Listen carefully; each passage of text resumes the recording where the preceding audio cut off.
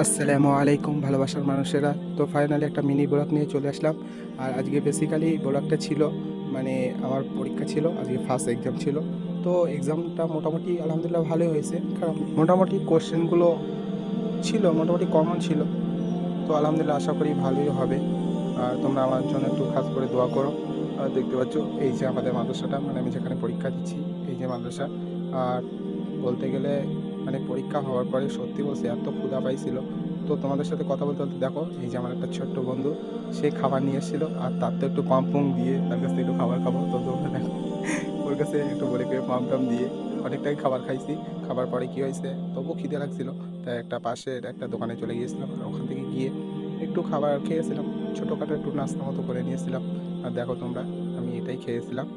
ও আর হ্যাঁ, তোমরা অত অত সুন্দর করে লোভ দিও না, আমার আবার অসুবিধা হতে পারে। তো খাবারটা বেশ ভালোই ছিল। তো আজকের মিনি ব্লগটা এই পর্যন্ত।